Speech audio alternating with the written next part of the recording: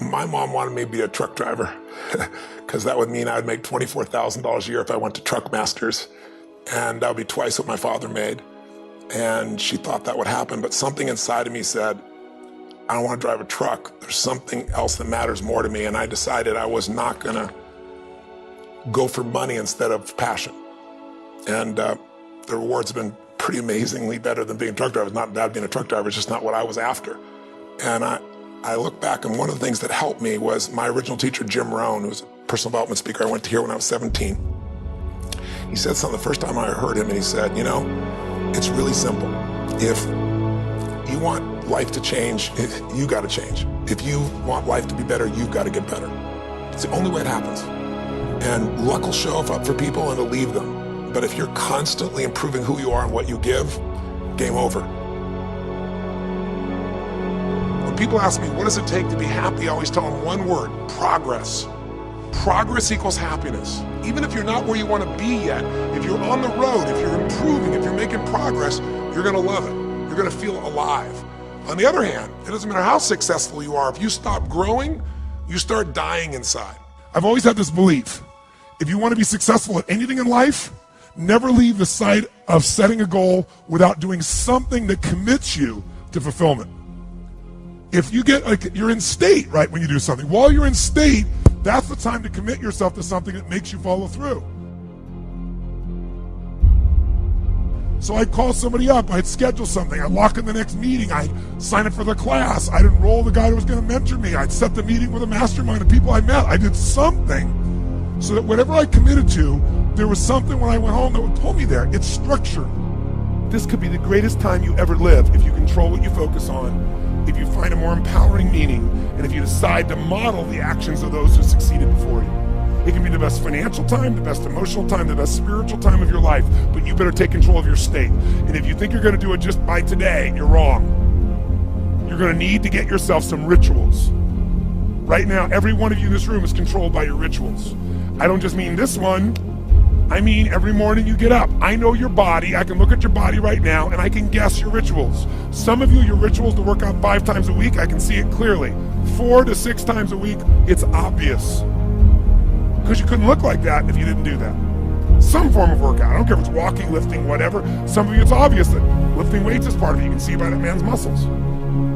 I know what his rituals are, because your life comes from your rituals. If you don't develop the ritual, you're kidding yourself. How many agree with me on this? Raise your hand and say, I. And there are rituals that put you in state, and there are rituals that take you out of state.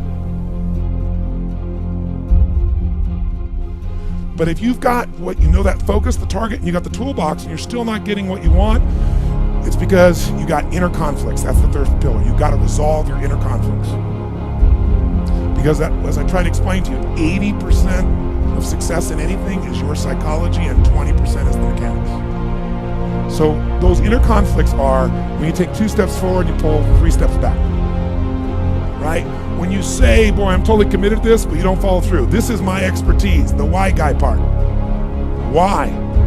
Why do you keep saying you want this? You have crystal clarity, you have the tools, and you're still not getting it? There's a conflict in you.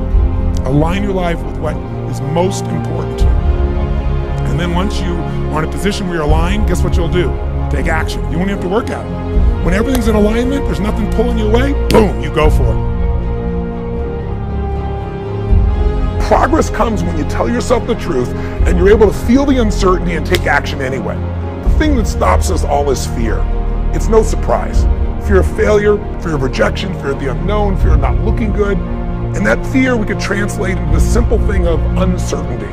Now, when you look at someone who's incredibly successful, you look at someone who's truly a leader in their life or in their field, the one thing they have in common is they exude this sense of certainty. And where's that come from? Is it inborn? Are they lucky? Are things just going their way? No, great leaders know how to step in the uncertainty and bring the certainty to the situation. Most people in life, we really feel like the level of stress in our life comes to how much of life do you feel like you control, or how much does life control you? Do you tend to control more of what's going on, or events controlling you? It's very easy to have those events start to take control unless we take control of what's between our ears, our own mind.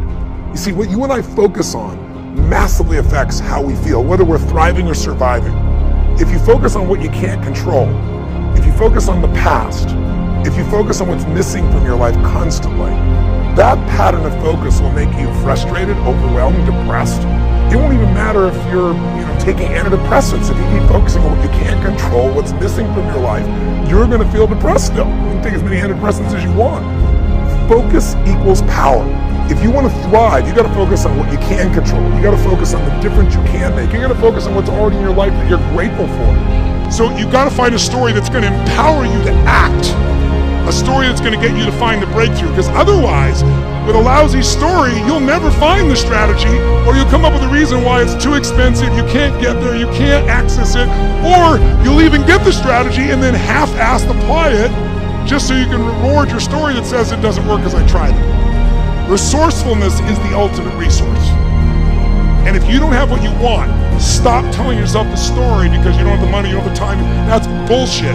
It's because you haven't committed yourself where you would burn your boats. If you want to take the fucking island, burn your fucking boats, and you will take the island, because people, when they're going to either die or succeed, tend to succeed.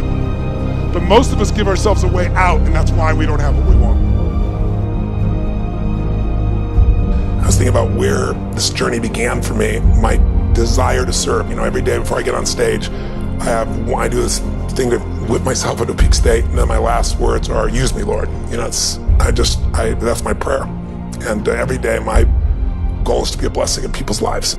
Just do more, give more, share more, create more. And what you need will be there. It's like air. You don't stop to think about when you take a breath whether it'll be there or not. It's always going to be there. Yeah. You just got to do your part.